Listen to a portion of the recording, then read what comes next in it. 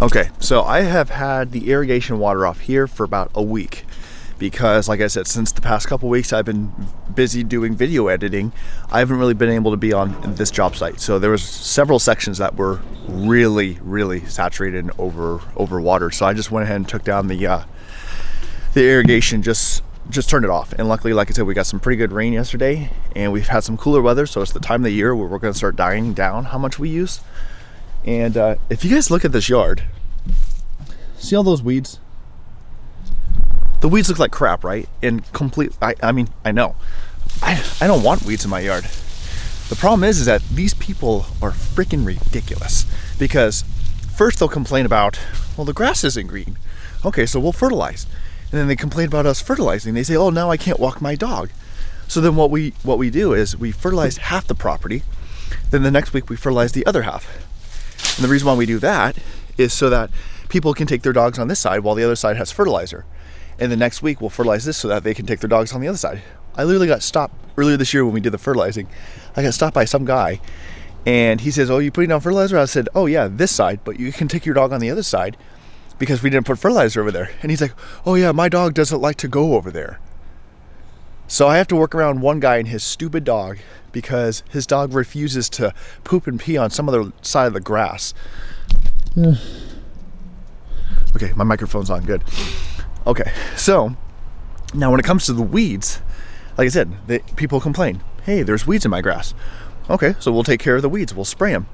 Oh, well then what about my dog? Like literally, it's kind of ridiculous. So we tried using organic crap earlier this year and that didn't work. We waited 3 weeks, it still didn't kill the weeds. We did all the right mixture and all that right stuff and it just did not work. And so either we get complaints about the weeds or we get complaints about the spraying. So I think the beginning of last year, I had some lady that came into the office to the manager, accused us of our spraying because we were spraying Roundup. We still do. She accused me that she was the reason for her health problems and the reason why her hair was falling out. And because of that, she had like all this documentation from her doctor and all this crap that she printed off saying that the Roundup that we were spraying in the grass, that she was tracking through her apartment, because like you have to walk through the grass to get to your apartment, that we were the reason why her hair was falling out and her and her dog were having medical problems. Well, the funniest thing is that we had not sprayed the property for over 5 months because it was during the wintertime. We don't spray in the wintertime. And I said, another thing is we don't spray Roundup in the grass because it would kill the grass. It's a non-insecticide. So it would literally kill everything. Right? See, insecticide, yeah, it's a non-insecticide. If you guys don't know the difference, a insecticide is a herbicide or pesticide, herbicide is the correct word, that specifically targets certain things. So broadleaf insecticide will only kill broadleaf weeds in the grass. It won't kill the grass. A non-insecticide, basically, it's a non-selective, so it'll kill literally everything. I think I got that right. And which is Roundup, so it kills everything. So basically, I had enough proof to say we had not sprayed the property in 5 months because by state law, I had to log when we spray, how much we spray, the wind speed, all this other stupid crap. And so I had all this proof to show, okay, that wasn't us. So because of her accusing us of doing that, the company was freaking out, even though it's not illegal to spray Roundup. We put signs out, we give a 48 hours notice, sometimes even a week notice. So we do all the safety measures. I take my safety classes and it's still not enough. So I really got I really just stopped spraying on the property just because it's such a nuisance and it's such a pain in the I want to say it, as you guys know, such a pain that I just don't want to do it anymore. So anyways, that's my spiel. You're welcome. Hopefully that makes the video, and it will. So Reese is going to grab the B23 5i. That makes no sense. The B23i. We're gonna head over to this hillside because I want to show you guys the one hillside that we take care of at this property that sucks. So Reese, if you don't mind mounting on your mower, we'll head over to the hillside. Let's go. All right, so while we're heading over there, so you guys can see I did all the hedge trimming. See how bad these beds look? See how bad they look? See all that moss? See the weeds? Okay, that was not bad. You see all that? Okay, there's a reason for that. There's a reason why the beds look like this. The company, after over 3 years, have refused to put any kind of mulch down, and they finally gave us a budget of $3,000 earlier this year. Sorry, this is like a complaining video. but I have no one to share this with. So literally, I gave an estimate to mulch this whole entire place. At 2 inches thick, we were going to lay down to roughly 230, close to 250 yards of mulch. And it was going to cost about $13,000-$14,000 for mulch and for labor, which I don't know what I was charging then. I'm charging $50 a yard now. And I think right now that includes, depending on how much mulch we get, that includes delivery, because it's not too far. It just depends on how far we're going. Anyways, I'll complain about that later. So this is the hillside. It's let me get down low so you guys can see. As you guys can see, it gets more aggressive later at the end. So we only go about 3 trees down to that one right there, because that's how far the mower will go. The grass doesn't necessarily need it, but that's okay.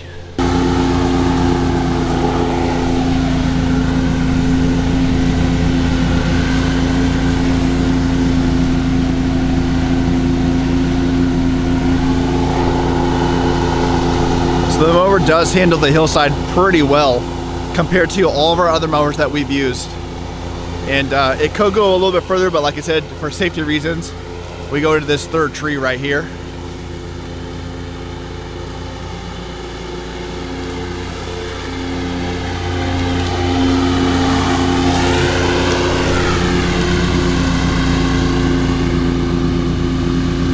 Nice. We'll do the little bottom section right here. And then this whole hillside, we just weed whack. So I weed whacked it last week, which is why it doesn't look the greatest, but that's okay. Because the previous guy used to take a push mower and you would just see the push mower tracks and it looked like absolute crap. As you guys can see over there, it gets even steeper. Like, no thanks. Like we cannot take a mower on that. And it's even more difficult to try to do it with a push mower. So like I said, this right here is fairly steep already. I have an app that shows me how much of a slope, if I can find it. So if you can see right here in my app, you can see right there, it shows me, the blue line shows me my angle, my degree of what we're mowing at. So typically you have to get kind of low and flat. So if I'm doing this right, it's roughly, that's our horizon, it's about that 28 degrees. I probably wouldn't go any more than that. It's somewhere in that, like I said, depending on where you're looking at. Let's just go right there. So it's about 25 degrees. So that section, this section right here is 25, and of course it gets even worse down there, like really steep to the point where we don't even touch that. Over here it's not too bad.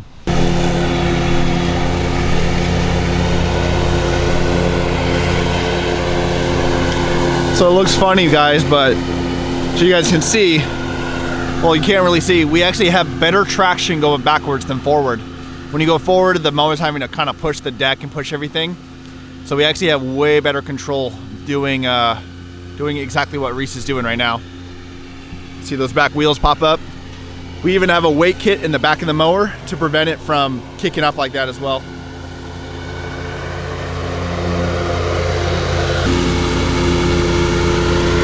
You can go forward. There he goes, Latte. Get it. Get the grass.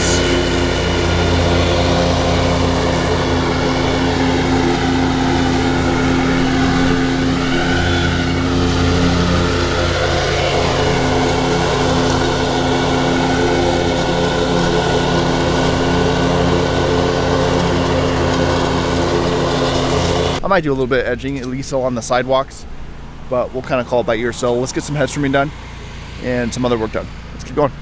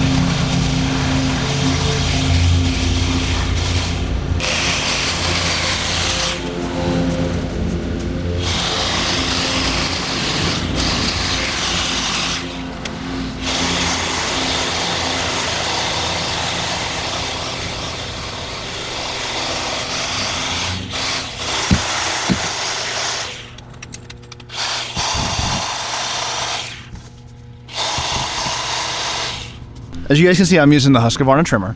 This is the one big downside about this trimmer. It does not have a tip guard.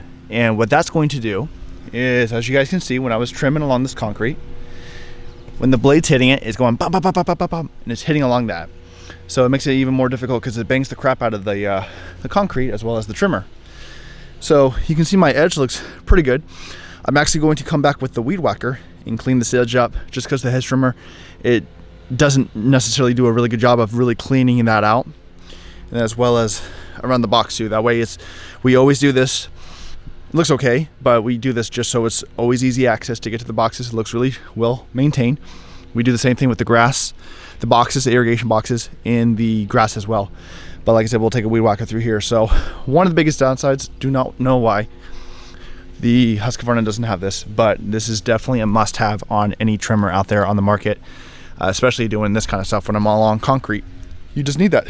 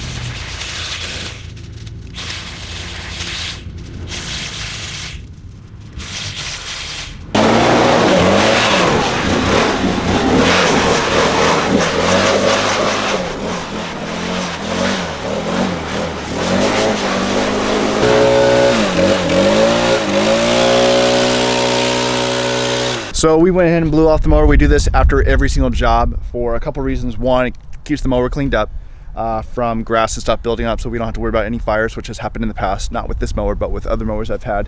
The second thing is that it minimizes at least the amount of weeds and weed seeds from getting into the next yards. So that's why we kind of blow it up, and it just makes it look clean and presentable. That way we're kind of keeping up on the machines instead of letting it build up over time. So anyway, so we're gonna get a little bit of weed whacking done. I went ahead and trimmed that one section, and so yeah, we're just gonna trim along the edges real quick because there's not really much that needs to get done in terms of the edging, more of the hedge trimming. But we're gonna get that section all cleaned up, edging done, and then we're gonna head out to the next job. Luckily, by the time we get there, the grass should hopefully be somewhat a little bit more dried out. So that means that we'll be able to mow a little bit faster. Typically when the grass is really wet like it is now, or at least damped from that dew in the morning, what we tend to do is do the weed whacking in the morning, let it dry out, and then mow it so that we can go a little bit faster so it's not leaving clumps everywhere, because otherwise we get complaints because of people's dogs. So anyways, let's get the weed whacking done and keep going. There's your trimmer. Where's he going? Where's he going? Don't mess up. The whole world's watching you.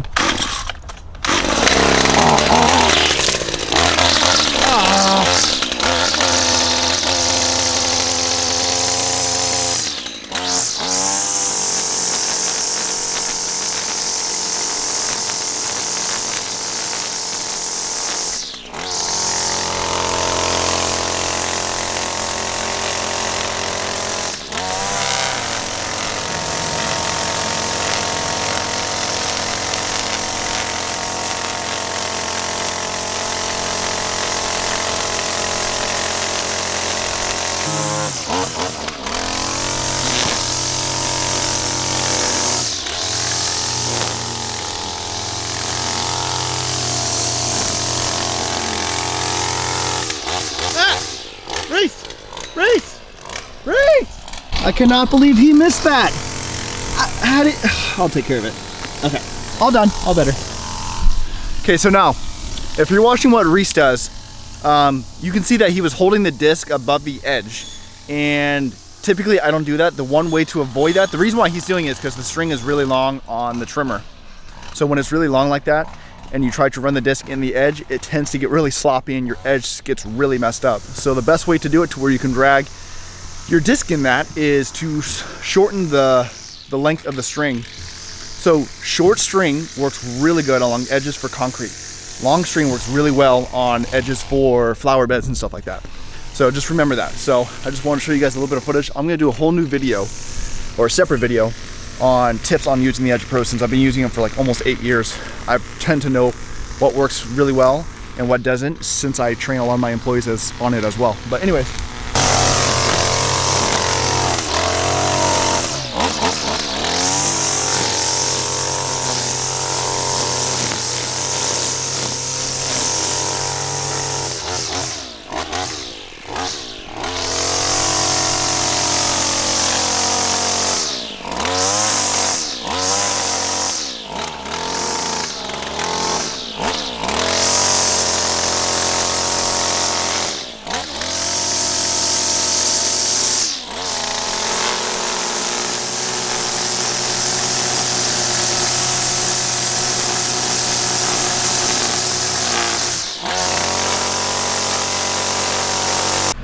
Alright guys, so everything's all cleaned up.